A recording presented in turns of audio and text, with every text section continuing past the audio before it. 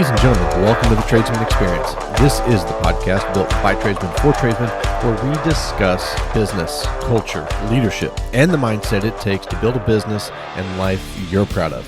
My name is Josh. Let's get into it and let's get shit done. But I do want to start this conversation off a little different. So I received a package in the mail here the other day. And for Dude, those only of you, the real OG listeners are going to understand. I know. So those of you listening, not watching, I'm going to paint you a picture here. In my hands, I have a plastic green Claymore. It's got nice little stands on it. It's now sits on the shelf in my office, and the place where you normally see front towards enemy. It says live, laugh, love. So Mr. Nate Newton was kind enough to send this to me, and I fucking died when I opened it, dude. I just died laughing. So, Mr. Newton, how the hell are you, sir? Oh, another beautiful day in the gorgeous Carson Valley in the fucking springtime right now, dude. It's so nice down here. It's awesome.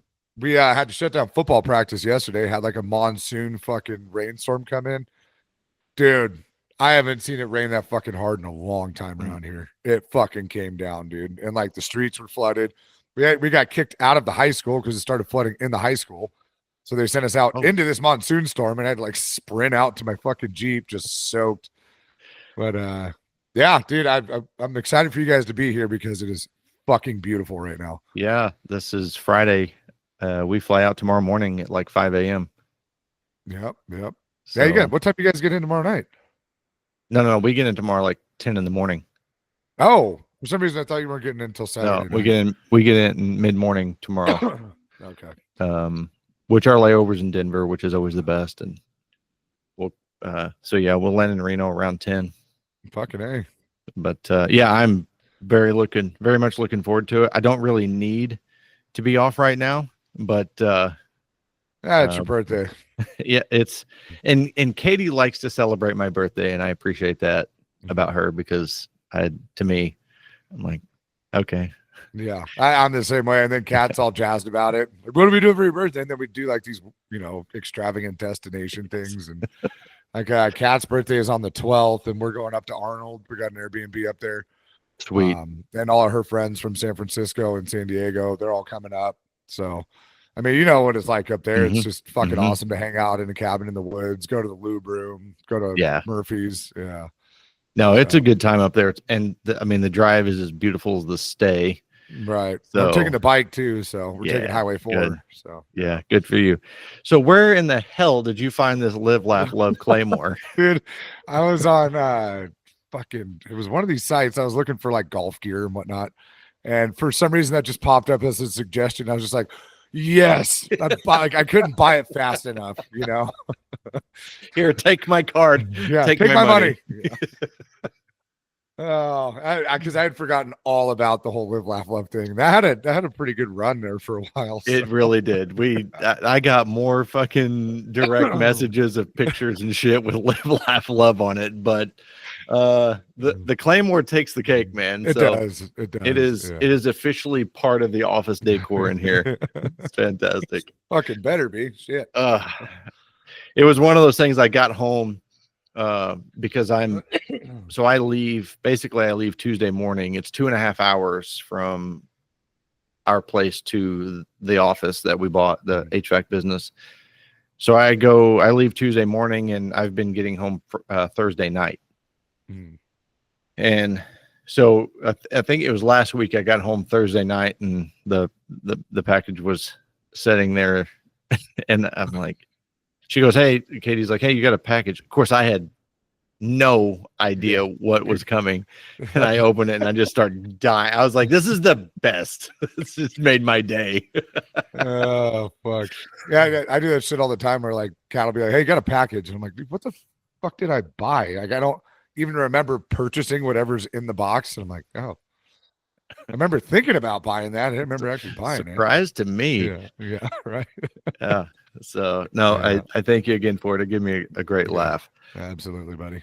But no, everybody, a quick shout out to everybody. I've gotten more messages about this acquisition that we just closed on, which, you know, we've touched on it for the last few months because it has been months in the making, like months in the making. And so thanks to everybody that's, sent all of the support. It's kind of cool.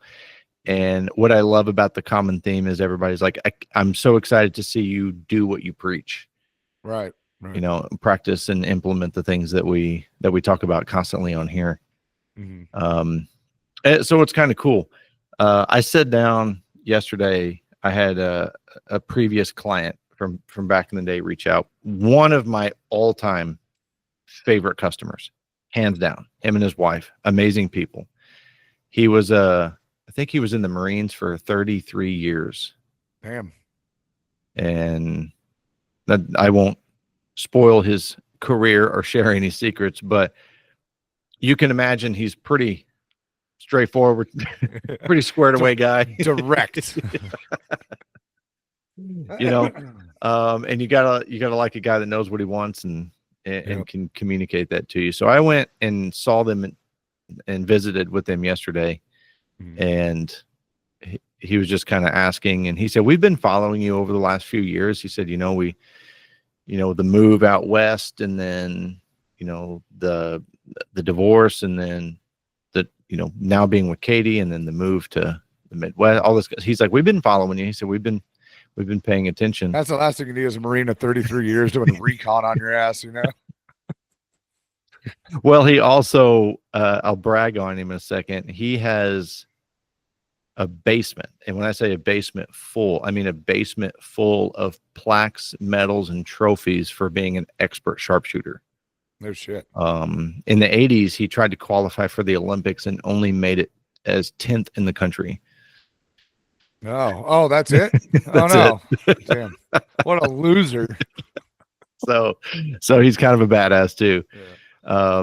But he was asking about the business, and what we're doing and what our plans are. And we had some good laughs on the behalf of my previous company and and all the things that they've chose to do wrong since then. But the point I want to make is everything that you do in business still revolves around relationships.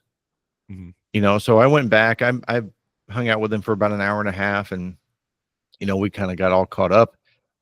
And by the time I left, he already told me, he said, all these 6 people in our neighborhood, he's like, yeah, they'll call you, they'll get on your maintenance contract now. It's like no factor. Yeah, you just step foot in the door and you already have clients handling your marketing for you. Yes. It's a good place to be in. So it's been crazy, and I feel like I've been there for a year. This was the end of the 3rd week. This has got to feel so much like this got to feel so good walking into this, like knowing what you know now and having the past experience that you have had, plus having these couple of years to really compile all this shit and put it in such an eloquent fashion as you do. Like, to be able to just implement all this shit's got to be like, it's got to feel good. It's addicting. That's how nice it feels. And I was joking with Greg yesterday, because Greg told me, he said, I'm jealous that I'm not there with you doing the hands-on. Because and this is the question. Everybody's like, hey, congratulations, this and that. And then I get this question every time. Have you touched the tools yet? Yeah. And the answer is no. I have. The only thing I have put my hands on is a tape measure, and that's because I did a site visit with our installer, and it was a full duct replacement. We were relocating some shit.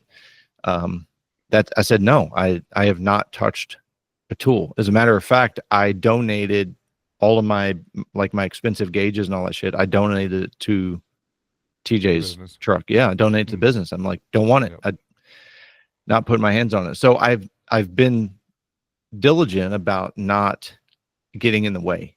Right. And it's difficult. Well, and you were kind of well on your way in that in the previous business, right? Like, yeah, I was out of the field. Yeah. I was out of the field. From an operational standpoint, the field work that I did was more technical support. and design and assistance, that kind of thing. So I got to choose my jobs unless the guys just really needed, some help on something. But yeah, it's fucking. And the crazy thing is, like, you want to get in there because you want to show the guys what you can do. Yeah. You know, you want to show them you're not a rodeo. Yeah. Yeah. But that's what TJ is doing. And, we hired TJ, which for everyone knows is my youngest brother. And he's a fucking mechanical genius. He's been in the industry for 10 years or so. And he is taking that approach. So he sent me a picture the other day because they were doing a rough in an attic. Like, there's the first job that we sold. The very first job we sold was it's going to be in 4 phases. It's a new construction and a rebuild of it's going to be a coffee shop. And he sent me a picture of him in the attic. So when I talked to him at the end of the day, he said, I spent the entire day in the attic. I said, I bet your installer loved that. He said, and these were his words. Yeah, but I'm going to earn their respect. Oh, fucking A. Hell yeah. And, so for his role as the project manager, and it's a working project manager, just to be clear, and he understands that. He's like, nope, he wants to be able to build that respect from them on that level, which is awesome because he's the one going to be working with them hands-on in the day-to-day. And second, I get to stay in my lane. Yeah, and your zone of genius. Well, that's the thing. You are a genius when it comes to fucking low voltage systems and stuff, but like nobody else in that organization is going to be able to do what you do as far as the business ownership, the structuring, the operations, the systems, like all that shit. And dude, when I was listening to your podcast from last week and you were talking about how they were pen and paper and like knowing the absolute hurdle you have to jump to fucking bring this fucking company into the digital realm. Like, are you using JobPet or using Field Pulse? We are interviewing with Field Pulse next week. Okay. Well, because you guys are service based, right? So we're service based. Giro Electric is already using Service Titan, and that was before they were using Service Titan before I was involved. Now with this new model that we're using, we're running into some of this. I don't want to get in here and bad talk Service Titan. They're just built for Titans. They're built for fucking 100 van companies. That's the reality. Right. So the integration of that into a 2-van company is you're kind of underusing the software at that point. Yeah, drastically, and the integration takes longer than the benefit. Right. It's like more work than the benefit. When we talk about systems, got to be effective, easy, and efficient. And we're really bumping up against that effective efficiency, and all 3 of them, to be honest. So we're meeting with Field Pulse. We have an appointment with them Monday. But what I did was something that we discuss often. I'm focusing on the habit, not the system. So going from pen and paper to a digital age, I introduced Google Calendar. And these guys have never even seen Google Calendar. Holy shit. No, welcome to the Midwest.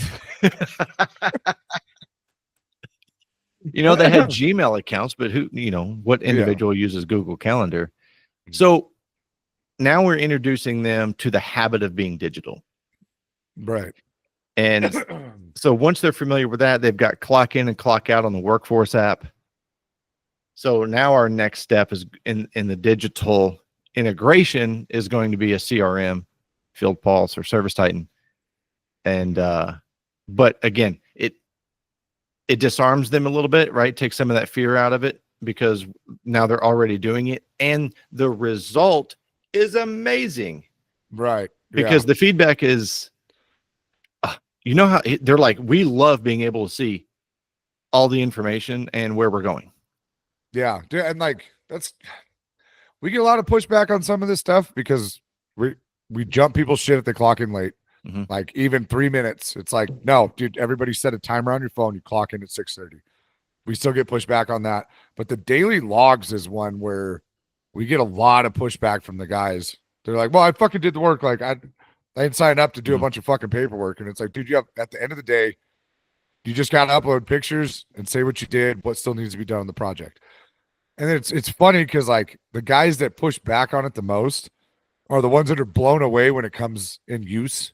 Mm. Like when they go to a project and all the information is there, they know exactly what they need to do. And they're like, oh shit, dude, that was way easier than trying to figure. I'm like, this is why I want you to fucking do it, you know? Yeah. But it's almost like, especially in the trades, the integration of softwares, it gives a corporate vibe. Thank And you they for don't saying like, they don't like the tracking that goes along with it. Because now we have geo tabs in the cars, we have cameras in the cars, we have cameras all around the shop. And we're like, dude, it's not to fucking crawl up your guys' ass about shit, but dude, we had a guy that was driving one of our trucks, drinking an energy drink, texting on his phone, driving with his knees, doing 60 miles an hour on the highway, and the passenger is staring at their phone as well.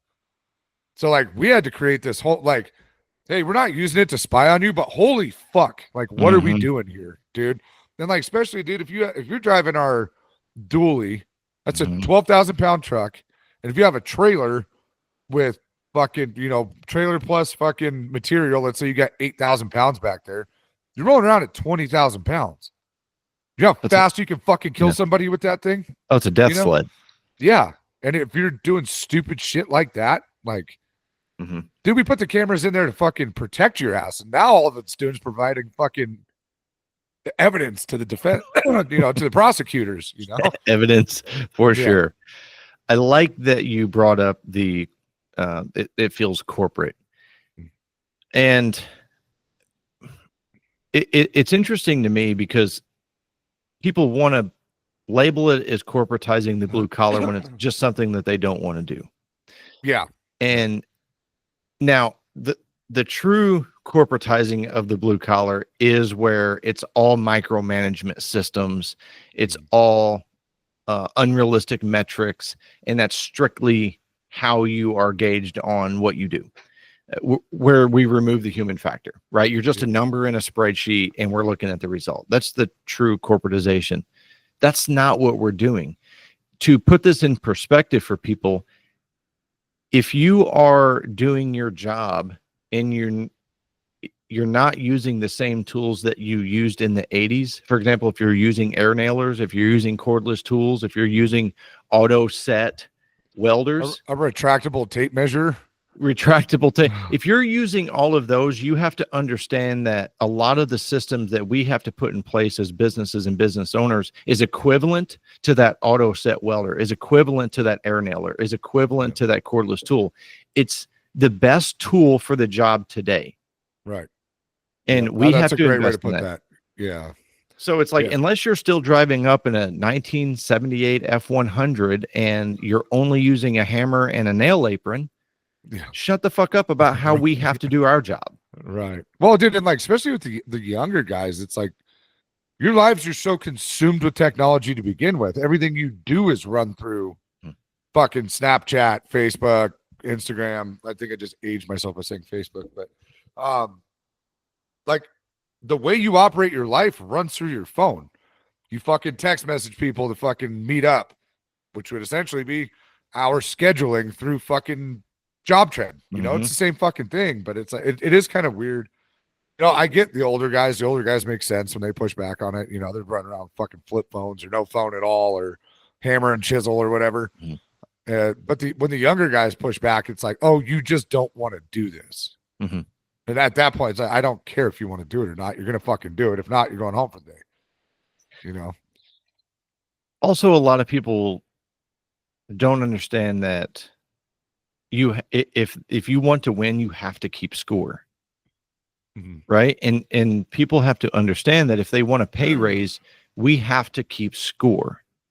If you want anything above and beyond the standardized 4% cost of living raise year after year, which is also corporatization, if you want anything above and beyond that, then you have to participate in keeping score. Because when you do daily logs and you clock in and clock out on time, and we have this information to plug into our formula, so we can tell if we're winning, we can tell if we're losing on a company level, on a team level, and on an individual level. That is just power for you to say, hey, this is what I'm worth. Mm-hmm. And they don't look at it that they look at it as a microscope management tool from the company looking at them. If you really understand what it is, this is a weapon for you to use to earn more money. Right. Yep. Dude, and like, especially with like JobTread for us, because, you know, we have it broken out between shop fab, field installation, ornamental fab, ornamental installation. Like, we can track, and, you know, they're going to clock into the right line items. But, dude, if I'm underbidding, I want to be able to know that. Like, if I know you guys are, you know, doing the job, working at a decent pace, all that kind of shit, that gives me the ability to make an adjustment on my end. I don't want to leave money on the table. I don't want to crawl up your guys' asses because I didn't bid a job properly. And if we track this stuff, I can make those adjustments and we don't have to get into a panic mode of me just being pissed off because we're 100 hours over on fucking shop fabrication, you know? Now, back to the joke of a hammer and nail apron. That is what we bought. We bought a hammer and nail apron company. Yeah, and right.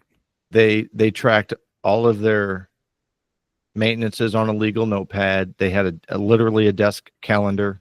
That's what they run their dispatching and scheduling off of. Now, let me say this: the previous owners of that company have been wonderfully instrumental in this acquisition. They have done every fucking thing we have asked for. They got their asking price. We got our terms without negotiation, mind you. They said, this is how much we want. They said, this is how we want to pay it. And that was it. Right. So, and then they have been in until the end of this week. They had been in there every day with us, working on accounts, transferring information, helping us walk through things, helping us understand their current system. So I know how to use that information to implement our new system. Dude, it's probably the best acquisition we'll ever have. Right. It's like that when people start having kids and their first one's fucking amazing, so they keep having more, and it just gets worse and worse every time. Worse. You know, and so, you know, taking that on, and it was 2 weeks in, and the previous owner come in and, you know, and he sat down with me and he was like, dude, he's like, I just got to tell you, I'm impressed with what you guys are doing here. He said, I'm looking at what you're integrating and see what's happening. He said, we should have done this, but I'm so happy that you're doing it and they're getting to see their legacy continue. Right. And well, and flourish, you know, like, yeah. Because honestly, like, I believe that just the integration of the digital era into this company is going to help you just double revenue in the first year, you know, like, and you have a lot of other stuff that's helping set you up to do that. But like, it would be difficult to double revenue operating in the same system, you know? Well, it's not it's barely repeatable and it's not scalable. Right. For sure. Right. A system has to be a repeatable, scalable process that solves one or more problems. It's not scalable. Right. But if you look at the fear of corporatizing a blue collar company, you know, I didn't have to. I offered, it was accepted. I sat down with the 2 employees that we brought over with the company, with the acquisition of the company, and I spent hours with those guys out of the gate. The Friday before we signed the papers, I drove over there and I sat down for almost 3 hours with the guys and answered every question that they had and asked them questions and wanted them to feel comfortable. And the opening statement / question of that 3-hour conversation was, all right, well, what are you going to change? Kind of in that tone. Yeah. You know, very, very defensive. Yeah. Rightfully so. Rightfully so. And that's what's important to understand, right? I I was anticipating some fear, some anxiety. And, I said, what do you mean? Well, what are you going to change? What's going to happen? I said, honestly, not a lot. I said, in the first 30 days, we're going to go to flat rate. We're going to get away from hourly and go to flat rate. And then in the first 60 days, I'm going to give all of you guys tablets, and we're going to start doing this on tablets instead of paperwork. Mm-hmm. And he goes, that's it? I said, yeah. Yeah. I was like, that's pretty much it. I said, y'all know I'm gonna pay you half and work it double. So yeah, and tell you how to do your job. Yeah. But now, not to make that sound overly confident, because obviously I'm putting a lot of equity into them and trust into them that they are going to continue to do their job and they are going to continue to perform. And TJ, being as smart as he is, has taken the same approach too. We are in there to learn, not teach. Right. We want to learn how they do things, how they make decisions, how they have, want things done, because now we're gathering data, we're building leadership equity because we're listening. And then we get to shape that into something that's going to benefit everyone, including the company, and give it back to them and go, hey, what do you think about this? Mm-hmm. It's ridiculous. Yeah. It's weird what happens when you fucking listen. And that's been, a lot of my goal. And I don't think, I've been there, like I said, we've been there 3 weeks. I don't think I've told a single person to do something yet. Mm-hmm. I don't think I've given a single command. And we're fucking killing it. Yeah. Well, nobody wants some, you're building equity right now, right? Mm-hmm. That's right. You're not walking in there like, hey, this is how things are going to be. You're walking in there very curious and open-minded. And dude, because there's how long has that company been in business for? Since 1947. Yeah. See that, like, clearly they know how to fucking keep a company alive and working. And you have like, what a great company to acquire, mm-hmm. because they have the backbone. And now you just got to introduce them to the current times. That's it. And like, dude, I'm sure you're fucking learning all sorts of shit from these guys and how they have operated, mm-hmm. as well, and it's stuff that you can continue to integrate into your operating systems, here moving forward. Yeah. And because you don't have to take the whole thing away, you can just improve, mm-hmm. upon it. Right. Yeah. And, a lot of the questions do come down to, because we are a new company, new corporation, new, we've got some new policies, but it comes down to they end up being more concerned about what they're going to lose as opposed to what they're going to gain. Mm-hmm. Right. But that's part of that listening period. Hey, how does overtime work? How does on-call work? How does benefits work? They're not as concerned about the vision.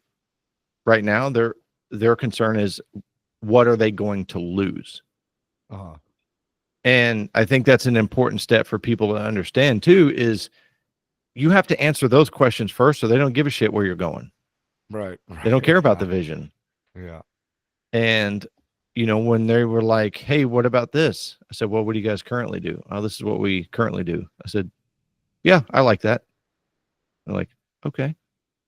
It's gonna, they're expecting pushback, and right. And we've got a couple small things that I know that we're going to have to streamline. It's not that we're changing it, we just have to streamline it. Yeah, you can't send smoke signals these days, No.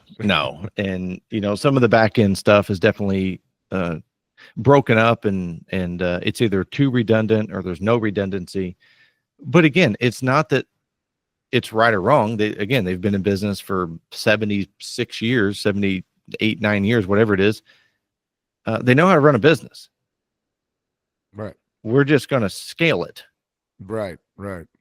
So there's been a lot of good conversations. One of my favorite conversations that I've had so far is when the lead tech come in and he wanted to have a conversation with me about a pay raise or how pay raises work. He wasn't asking for more money. He wanted to know how pay raises are going to work with the new company. Mm-hmm. And, asked me some very honest questions. And instead of giving him a number, I told him how we are going to determine and how we're going to lay this out so he can make more money.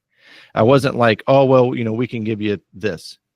I said, this is how we can work together to get you more money. Mm-hmm. And he left with what I'm assuming is a different answer than what he was anticipating, but he left with the knowledge of a plan. So I said, once we get some of these integrations in, we're going to sit down. I said, we have something called RREs. And I said, I'm going to go through that with you, and you're going to have a clear roadmap of how you can earn more money here. Yeah. Dude, so we have a shop foreman starting on Monday. And I went down, had lunch with the guy. I've worked with him before. So I kind of know who he is. I know how he kind of operates. And his big thing was like, dude, look, I've been running shops for the last, 20 something years. And he's like, I never know what my boundaries are. I don't know what my level of authority is. I'm not 100% sure on what my job is. And I'm like, dude, you're going to get a full fucking 4-page printout of your roles, responsibilities, and expectations. It'll tell you exactly what you're required to do. It'll tell you exactly where your authority begins and ends, and the way in which you can exercise that authority. Mm-hmm. You know, if you got to send people home, okay, these are the type of infractions that we are okay with you sending people home for. And I'm like, right out of the gates, you're not going to have the ability, but if you prove yourself worthy and you prove yourself well enough at doing the job, there does come a time where you have the right to fire people. Mm-hmm. And we'll have conversations about it, and you're going to have to explain it to me. But, we don't operate this company off of firing. We just don't work that way. We got to give everybody every opportunity we can. And he was just, dude, he's so pumped mm-hmm. to know exactly what his job is walking into it, and especially like an older guy, like, because I have watched him in these, I worked with him at a different structural steel company in Reno, and he was running the shop there. And to watch him get undermined over and over and over again by the ownership, like, dude, I wouldn't have stuck with it as long as he did. Because it makes you look like if the ownership comes out there and completely undermines your decision, the rest of the crew looks at you like you're fucking incompetent. Like, there's no fucking way I would ever do that. I don't want to deal with your problems in the shop. Those are your problems. I got plenty of them here in the office. So handle your shit, But I think that's been a constant theme in the trades, is that people get put in leadership positions, but owners, the owners mm-hmm.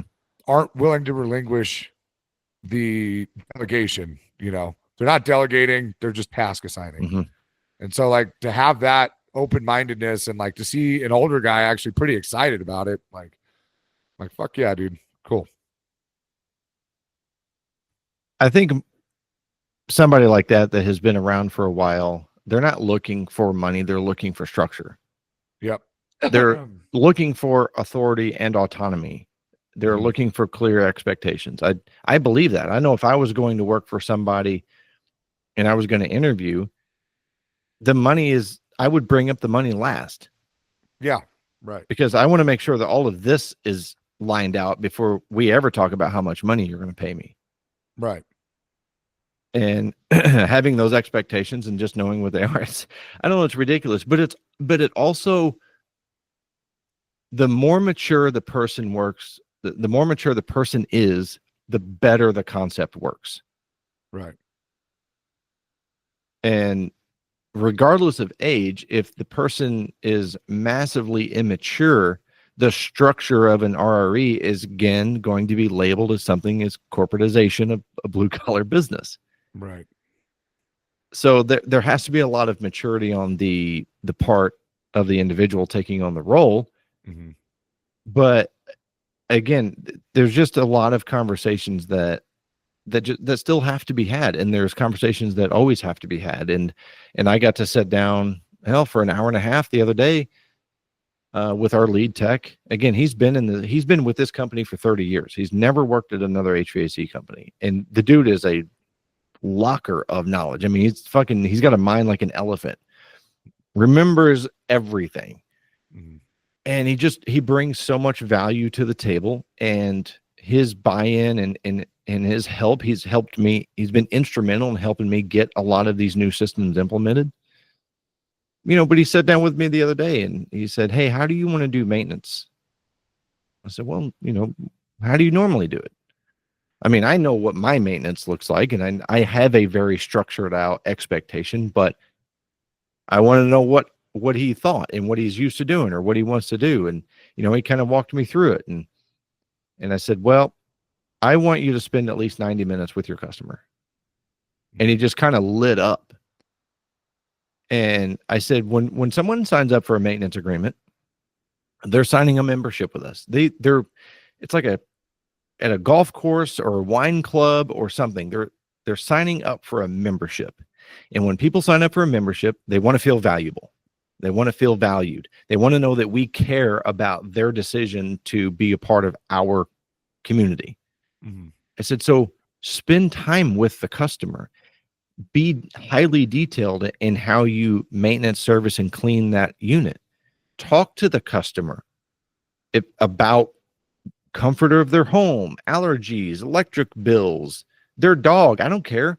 Mm-hmm. Just I want them to know who you are. And when I was talking to that couple yesterday, we were kind of going through this because he was curious of how much of my previous company I was going to incorporate in this. And I said, externally, it's about creating the best experience for the customer. Internally, everything we do has to promote the culture.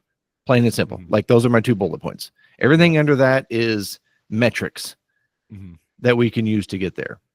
I told him, just spend time with the customer and whatever that means for you. And he was so excited. Like, he was so excited because I give him something that he feels like he's been wanting for years. He didn't want to feel rushed. He wanted to be able to invest into that client. Mm-hmm. And I'm like, yeah, this is what I want done. And I said, now here's a couple of the detail pieces that I like to see done. Mm-hmm. And I kind of walked him through a couple of the mechanical pieces. And he was like, okay, yeah, that makes sense. Yeah. I mean, if you're doing a service too, like, you'd want them to go through the whole system, right? Mm-hmm. Not just a quick air blowout of the fucking compressors or whatever. Like, actually get in there, make Mm-hmm. sure that things aren't wearing out. Like, that's what I would expect from a fucking mate. If I had a maintenance agreement, I would expect that. Yeah. So if anybody has ever driven through a quick lube, right? Do you remember the name of the technician that worked on your car? Nope. Exactly. Because it's a transaction, not an experience. It's not a membership. They're not welcoming you into their community. They got cars in front of you, cars behind you. It's a transaction. And that's their model. I'm not saying there's nothing wrong with them, that there's anything wrong with that model. That's not our model. Right. And that's exactly what I want. I want us to be able to come out and that when we leave, you're like, that I feel like I got a brand new system. But I also told my technician, I said, do you know what the number one benefit of decreased service calls? I said, it's maintenance. It's proper maintenance. I said, and I know because I've done this in 3 different HVAC companies. I've done this exact same thing, and I've reviewed the data, and I will tell you as a fact that the better we perform maintenance, the fewer after hours calls we get. It's a very simple equation. Mm-hmm. So we do this right on the front end. You don't get called out of your bed at 2 a.m. for no heat. Not saying it won't ever happen, but the people that do call probably aren't members. Right. Yeah. They're not standing clients, which means we have an opportunity to bring them in to our community and they can be a member. Mm-hmm. And I mean, that's what you want, because once you get them a member, you educate them on all of the services that you offer and provide, tier 1 of market. Mm-hmm. Right? These are all the other things that we do. Yeah. Like, oh, I didn't know you guys did that. Mm-hmm. Yeah, we'll groom your cat, whatever. I got a shop vac and a pair of scissors, Just don't eat any cornbread from any of the clients. Make sure you let them know about that. I forgot about that. Oh, they never found his wife, but I'm pretty sure I did. That was the Ew. worst meal I ever had. Yeah. Thanks for that. Mhm. But anyway, I don't know. Like again, the thing I really want to hammer on here is if you don't want it to feel like corporate, don't make it feel like corporate. Yeah. Yeah. And like, you got to understand when people are just using that as an excuse Mm-hmm. because they just don't want to do something like, and like, I have a hard time like not taking certain shit personally, you know? It pops up all the time, you know, but when you're as invested into this shit as I am, you know, as you are, like Mhm. when this, like you've done everything to bend over backwards for your teams. And then there's still like this, you know, complaining, non-compliance, shit like that. It's like, dude, I'm asking you to do a couple extra things every day. Like very doable things, Mhm. you know, and you're going to get pushback. But I think there's also a point where your company has integrated all this stuff when it's a known requirement day one and you're not making as because we've made a lot of changes in the last 12 months to this Mhm. business, a lot. And there's some people that have been able to adapt and stick with it. Most people have left. You know, we've had a pretty high turnover rate, but it's because change is a lot for people. You know, they got used to things a certain way. So once you can kind of get it dialed in, and hey, this is how we're going to operate. The people coming in, it makes it a lot easier for them to land on that and use it out of the gates and stay with it. Yeah. The main reason that I did last week's podcast about pick your problem Mhm. is business owners got to remember that there's always problems. Yep. Always. They don't go away. Right. That's So a new one. if you're in business and you think that this system, this integration, this person, this process, this policy, this pay raise is going to solve a problem, there's just another problem coming up. Mhm. And you've just got to be intelligent about the problems that you're choosing to solve and making sure that those solutions are going to move you forward. And there's going to be things that you can't help. The 9th business day that we had this company, we lost a transmission on a van. Shit. Those are Day cheap. 9. Yeah. We had it towed, we took it in, they give us a $5,000 estimate. So that van is sitting right now. Luckily, we bought 5 vans and we have an extra. Mhm. But it's like, okay, how we choose to respond is what dictates our future Right. and how we're going to move forward. So we're looking at options. Is it worth investing the money into? Can we put that $5,000 towards a different vehicle? What's our time frame? What's our constraint? We get to make intelligent decisions because it's like, oh, this problem. And then the other point I want to make on that is we have to be careful not to be problem focused. Mhm. The Chicken Little, right? The sky is falling. Right. Everybody's got the same problems, dude. Like everybody has a batch of problems that they're dealing with. The elite club is how well you solve those and keep moving forward. There's no business owner anywhere that says, I don't have any problems right now. Mhm. If they Well, say that, they're so detached from what's going on, they're lying. They're not paying attention. Right. Well, and like because I have this conversation with Zach all the time, like, you know, because him being the superintendent, he gets bombarded with shit, right? Every fucking problem essentially filters through him to me. And you know, he was really frustrated in here the other day. And I'm like, dude, you have to understand that this is what your job is. It's problem solving. Like, stop thinking about it as you did something wrong and you weren't proactive enough to avoid it. Just understand that this is what your job is. This is what you're here for, is to solve the problems, not build projects, solve problems. He's like, that makes it that much easier to stomach, you know, when you walk into it and you're like, oh yeah, this is my job. This is why I'm here, is to deal with these sorts of things. And I think just having that perspective shift makes it a lot easier to get out and be solutions based and just, you know, or if we need to change systems or whatever, which that's becoming more and more rare just because we are developing proper solution, you know, proper systems, operating procedures, all that kind of stuff. So it makes it a lot more simple. But yeah, dude, you're always gonna have dickhead contractors. You're gonna have dickhead fucking clients. You're gonna have dickhead fucking employees. Like all of that shit is constantly there. And when you come to it from a place of understanding, like, hey, this is what I'm here to do, you're not gonna react as emotionally, right? You're gonna be like, okay, yeah, just another day at the fucking office, right?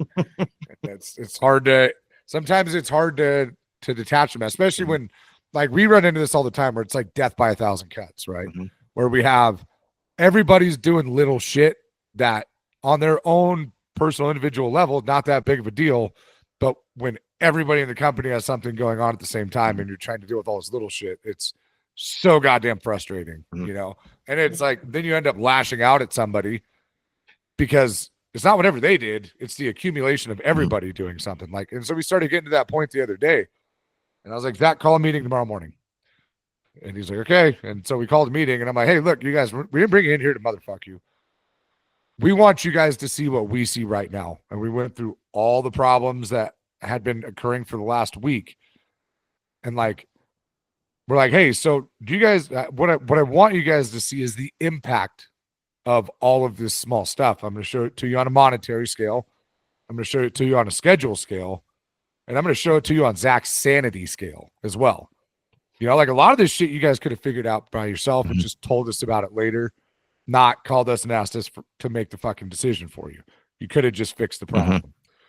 Also, if you don't strap down panels correctly on a fucking pallet and they shift while you're in transport and we have to repowder coat shit for $3,000, that's a big deal, right? I need you to understand the monetary impact of this. And the scheduling thing, dude, we have, you know, guys that call out all the time. And it's like, hey, when you don't show up, it's not that the work doesn't get done. It gets passed along to everybody else that day. We still have a schedule to maintain. And so I think like having that sit down of like, we're not going to solve all these little problems. We're going to show you guys all the little problems. And you, how about you guys tell us what you think we should be handling when it comes to all this shit? You know, and I think it was kind of an eye opener for the crew of like, oh, damn. Yeah, that is a bunch of little shit that like I can see why you guys would be frustrated, but also like, yeah, we should be solving these problems on our own and then just telling about you afterwards. I like the concept. I doubt anyone that is not a boss, an owner, and maybe the owners haven't even thought about this, but anyone that is an employee, if they've ever stopped and asked the question, how do I impact this company? Right. And, you know, that's a very big general question, but when I show up late or when I fuck off or when I call in sick, how does that affect everybody else? When I crush it, when I'm organized, when I'm disciplined, how does that affect everybody else? Because you and I know that so many companies are they have a team, they have a group of people, and it's very individualistic. There's not a team there. There's 5 individual people that work there. Right. And they only care about themselves. And this goes back to what I was talking about last week. People hide behind their fucking families. Man, I'm just here to clock in and clock out and get mine and take care of mine. Okay, great. Yeah. Except no one wants to work with you and you complain all the time. Yep. Yeah. That dude, and I wish people could see, especially like the complaining aspect of shit. It's like, I wish they could see what they look like while they're doing it to other people that are listening to it, you know? It's like, dude, if it's so bad, just go. Like, what? I know. Well, I never got to listen to this every fucking day when I'm around you. You know, like you seem like kind of a whiny little bitch, you know? And like, because that's the thing. Nobody thinks about the impact of what they're doing to everybody else that's around them, you know? And because it is hard to detach. It is hard to, most people don't even notice that they're complaining as much as they are. You know? And then there's one guy here that was complaining about something about with his wife. And I'm like, dude, if I have to hear about this one more fucking time, I'm going to start a 12 gauge. Like, I can't stand it. And then he's like, is it that bad? And I'm like, it's every fucking day, dude. Like, go get a fucking divorce, dude. Like, yes. Yeah. Go get help. Go. Yeah, right. Like Go you're to talking, therapy. you're talking to the wrong people. Right. Go talk to somebody that can help you. Unless you want to invite her over right now and the three of us sit down. Like I can't help you. Like if you want to vent, fine. But if you're going to fucking complain, you better work on solving it. And don't complain about it again. Yeah. Right. It's crazy. Yeah. Some people, they just like, they don't want to solve the problem because it's comfortable to them to complain. What's comfortable about it is the attention they get. Yeah. Yeah. They like just the like, attention. Yeah. That negative attention, I couldn't fathom. Like that's like what gets you off, you know? Like that's so foreign to me. It's definitely a victim mindset. Yeah, for sure. I'm like, no, just fix your shit. What are we doing? Yeah. Dude, you know, we got 5,000 pounds of steel in the air right now. I don't give a fuck about your wife, dude. Where are you playing golf today? We are playing at Carson Valley, going with Brendan Greenwood from GE Excavating. Yep. Yeah, I haven't we've done like a couple small projects with him. I go out to the lake with him and shit. He's got a super nice wakeboard boat, and you know, we do some golfing, and he had some time this morning, so I was like, dude, let's go hit the links. And then he's like heading straight to the lake after that. So but yeah, I've been spending a lot more time around local contractors that I don't do much work with. Especially on the golf side of stuff, you know, just kind of the relationships are always friendly at first, and then I'm just here to help out with whatever you need. Right. So there is a business side to it, you know, like everybody needs a welder, but and we are also, one fun thing with Battleborn is that we are Becca started all the paperwork yesterday for our California license. So we will be moving into the state of California, and then I'm going to start doing some probing on some neighboring states. I'm probably going to go check out Arizona and Utah. I know like St. George has a ton of custom homes, and there's a lot of steel involved in them. And it's because they like these massive window sections, the big moment frames to support all that. So yeah, I'm over commercial. I'm, you know, we'll do a couple if they're like slam dunk, you know, a couple small moment frames, but like the larger scale TIs and, you know, new construction, I'm fucking done with it, you know? Yep. So now I'm just going to put my focus on expansion into other states, and, you know, and everybody's down to travel too. So that's the cool part. Cool. So yeah, you got to know your lane, right? Yeah. We got a question yesterday. Hey, would you be interested in taking on these stores? I said, where are they? Well, one's up here. I said, that one's too far. I said, what are the rooftops? He said, up to this. I'm like, not without a site visit. Yeah. I said, because it's above what our model is, which I'm okay to an exception, but not without a site visit. If it's so Train makes this unit that's called an IntelliPack. You got to be a fucking wizard to work on one. So I mean, like 1 in 50 guys maybe can work on one. Right. We're not doing those. I've worked on them. Yeah. But, you know, I've worked on 60-ton IntelliPacks. Like, we're not equipped for that. Yeah. So we'll do a site visit, but other than that, it's up to this. Simple. I don't want complexity. I don't want commercial. I don't want that shit. Right. This is our lane. Residential, light commercial.